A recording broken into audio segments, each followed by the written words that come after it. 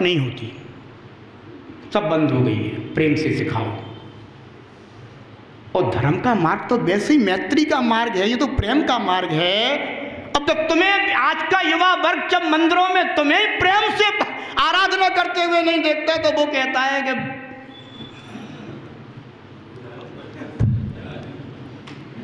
समझ गए ना। कहने का तात्पर्य यही है कि बंधुओं, धर्म के स्वरूप को जैसा आगम में कहा गया हो पढ़ो, समझो, देखो, और कौन किस पद्धति से आराधना कर रहा है उसको मत देखो। जिसको जिसमें आनंद आ रहा है सो कर रहा है। तुम क्यों राग द्वेष करके अपने कर्म बांध रहे हो? हैं? तुम तो बढ़िया जो चढ़ा रहा हो चढ़ाने दो। अगर वो चढ़ा रहा है तो कहीं ना कहीं आगम में उल्लिखित हुआ होगा, और नहीं हुआ है तो तुम पढ़ो और फिर बताओ ना कि कहाँ कैसा होना चाहिए। पर सुनी सुनाई बातों को सुन सुन करके, जैसा मैंने एक दिन कहा था ना कि लोग आजकल मोबाइल पर और अपने व्हाट्सएप और फेसबुक पर कोई भी मैसेज आया बिना विचारे हैं फॉरवर्ड कर देते हैं। ऐसे ही बिना विचारे जिसके भी जो विचार सुने आप उन्हीं को ही आगे बढ़ाते रहते हो। बिल्कुल नहीं बंधुओं, हमें अपने धर्म की रक्षा करनी चाहिए, हमें अपने धर्म क्रियाओं का पालन करना चाहिए। शास्त्रों में हमें समझना होगा। तो यहाँ तो निर्ग्रंथ मुनियों का उपदेश है बंधुओं कि वे वीतरागी संत देह देवालय में ना उलझें। अपितु वे तो अपने निज देह देवालय में स्थित हो करके और समस्त राग द्वेष के बंधनों को तोड़ करके और उस परम शुद्ध मार्ग का अनुसरण करके अनुभव करते हुए केवल को प्राप्त हों। योगिंदु देव कहते हैं हे मूढ़, अब सोचो जरा, मुनराजों को मूढ़ कह देते हैं, सुनने में अच्छा नहीं लगता ना है, पर सुनना तो पड़ेगा उन मुनराजों को जो इन्हीं में उलझे हुए हैं, जिन्होंने ऐसी निर्ग्रंथ पर पर्याय धारण की जिसमें 22 परिचय चयन किए जाते हैं। एक टाइम कर पात्र में आहार ले रहे हैं, परंतु इसलिए ले रहे हैं ये भूल गए। किस लिए ले रहे हैं ये भूल गए। बाहर के कार्य करने के लिए कोई भी श्रावक मुनराज को आहार नहीं देता। रयन सार जी ग्रंथ में जिसमें श्रावक और मुनि धर्म का उपदेश एक साथ दिया गया है, उसमें यह बताया गया है कि मुनराज आहार क्यों लेते हैं और श्रावक मुनराज को आहार क्यों देता है। तो श्रावक मुनराज को इसलिए आहार देता है कि मुनराज का रत्नत्रय, संयम, चारित्र, तप, स्वाध्याय निर्विघ्नता से हो सके। इसलिए नहीं देता कि तुम बाहर के काम करते रहना और हम तुम्हें आहार कराते रहेंगे। विचार करो, हैं? पात्र कहा गया है, पात्र, आप पात्र हैं, पर पात्र का क्या स्वरूप होता है, वो स्वरूप बना रहे। आचार्य योगिंदु देव पात्रों को पात्र बनाकर रखना चाहते हैं। वे कहते हैं कि वो पात्र तुम अपात्र मत बन जाना, सुपात्र बने रहना, जिससे कि जिस घर में भी जाओ और तुम अगर उस घर में आहार ले लो तो श्रावक को लगे कि ये घर में मुनराज नहीं आए हैं, ये तो पंचम काल में साक्षात कल्प वृक्ष के रूप में हमारे सामने आए हैं। और इनको जैसे भूमि में एक दाना डाल दिया जाता है तो बंदो पौधे पर अनेक फल आ जाते हैं, ऐसी मुनराज की अंजलि में एक ग्रास रख दिया जाता है तो श्रावक के लिए तो भव भव में अनेक फलों की व्यवस्था हो जाती है। ऐसे मुनराज होते हैं, उन्हें सतपात्र कहते हैं। ऐसे वीतरागी संतों की वंदना करना, ऐसे सच्चे निर्ग्रंथ मुनिराज जो कि इस धरा पर आज भी विचरण कर रहे हैं, जिन्हें सिर्फ अपने आत्मा, अपने निज परमात्मा, अपने स्वाध्याय और अपने संयम से प्रयोजन है, बाहरी प्रयोजनों से जो विरक्त हैं, रहते हैं, ऐसे निर्ग्रंथ वीतरागी संत अगर नगर में आ जाएं तो अहोभाग्य मानना, और घर में आ जाएं तो अपना परम सौभाग्य मानना, क्योंकि ऐसे मुद्रा के धारी होते थे चतुर्थ काल में वीतरागी संत। अपना समय हो गया है, अब और कल देखेंगे। देह देवालय में, देव नहीं देवालय में,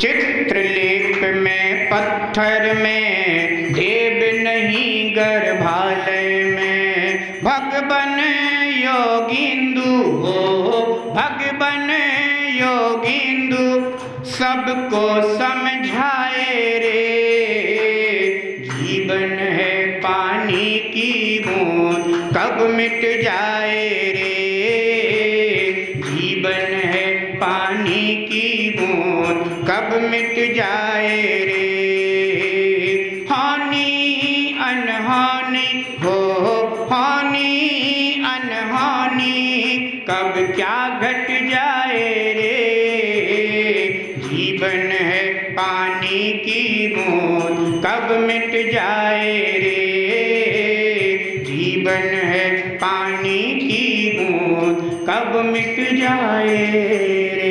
जब रे कजरा श्री शांतिनाथ भगवान की।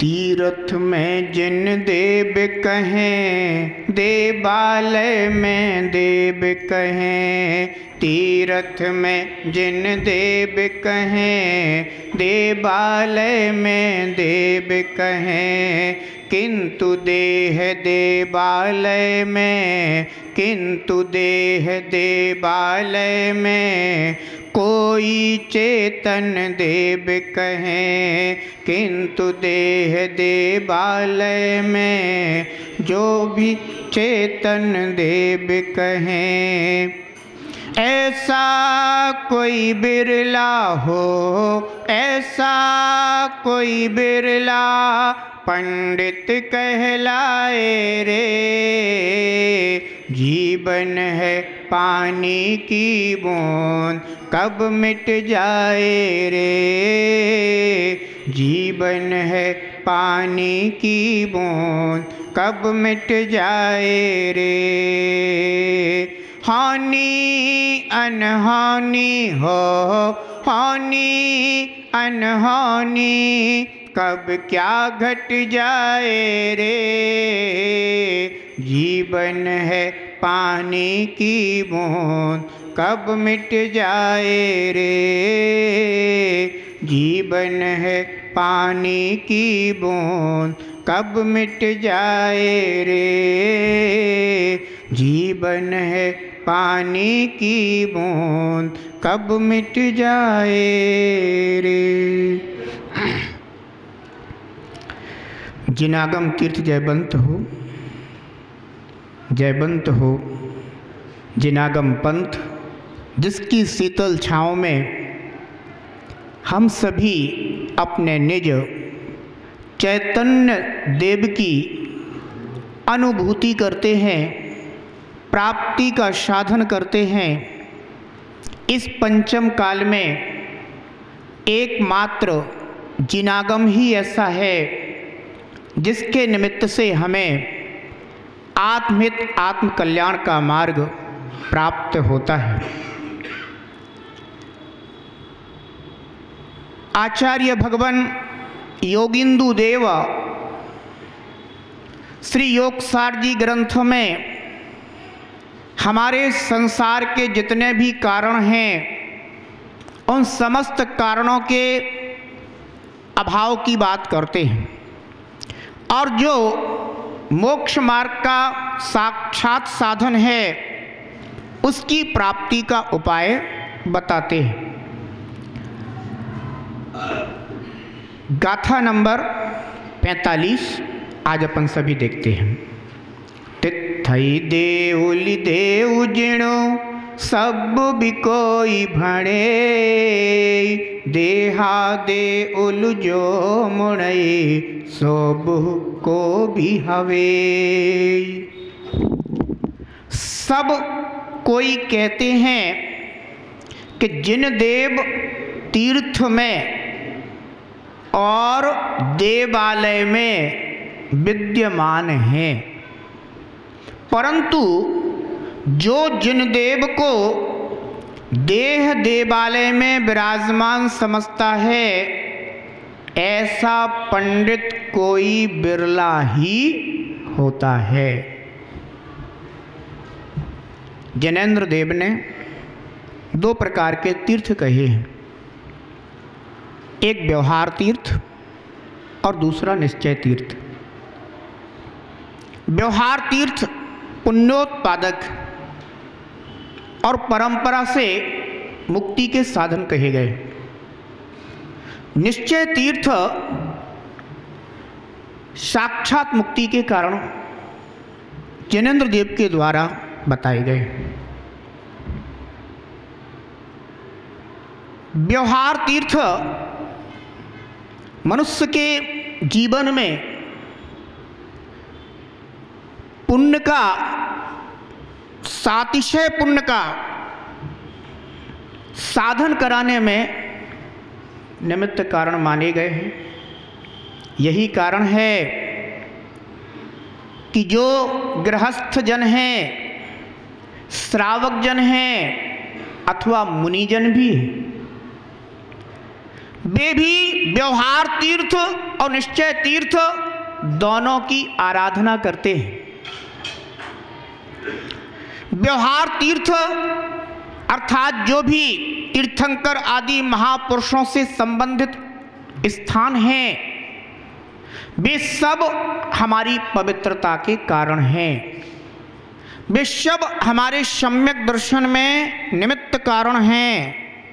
वे भी हमारे आत्महित में कारण हैं, क्योंकि उन पवित्र स्थानों पर पहुंचते ही हमारे मन वचन काय में भी पवित्रता आ जाती है। एक बार हो सकता है कि कोई व्यक्ति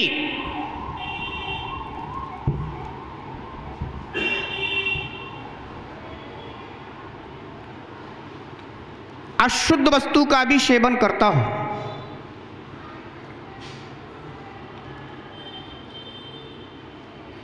परंतु जब वह तीर्थ वंदना के लिए जाता है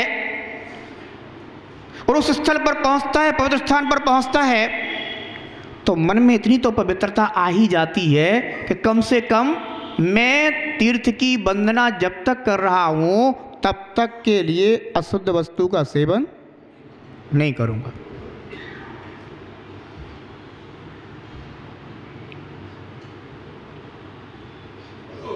और भी संयम आदि पालन करने के भाव आ जाते हैं।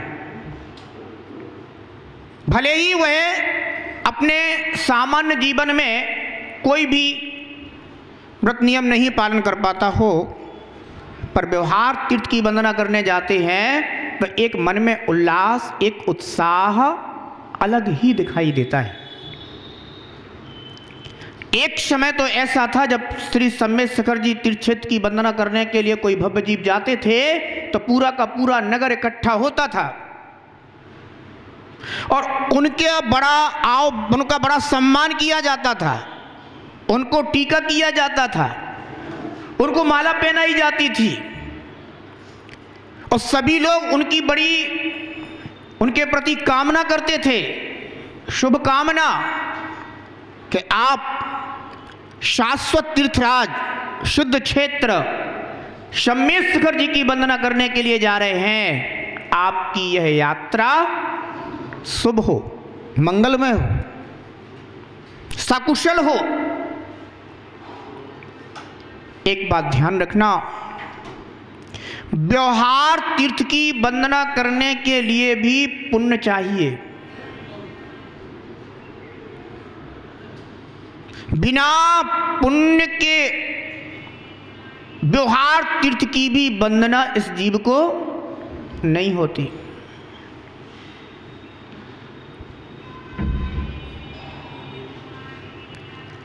जो रावण था ना, एक बार वह भी तीर्थराज समेत शंकर जी की वंदना करने के लिए आया।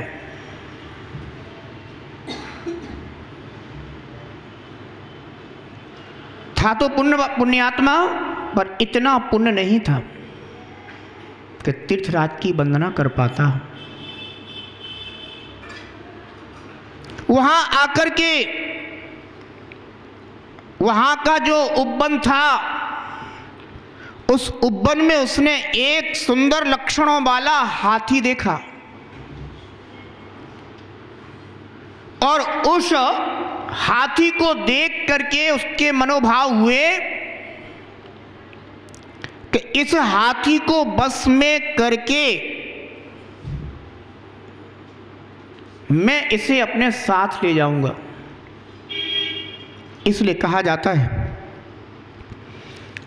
कि जब भी जिन मंदिर जाओ, जिनालय जाओ, तीर्थ क्षेत्र की वंदना करने जाओ, तो एक संकल्प करके जाना कि पहले हम वंदना का कार्य करेंगे, पश्चात ही अन्य कोई दूसरा कार्य करेंगे। एक श्रावक जब घर से जिनालय के लिए चलता है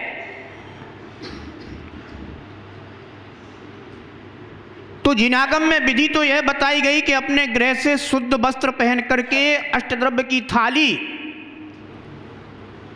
घर से ही लेकर के पश्चात मन में जिनदेव दर्शन और जिनदेव पूजा का उल्लास उत्साह अनुभव करते हुए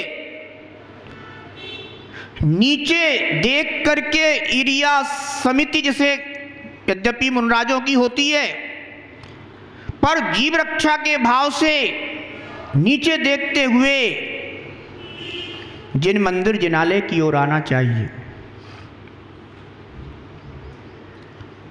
जब आप अपने वेश में होंगे तो अन्य कोई दूसरा कार्य नहीं करेंगे।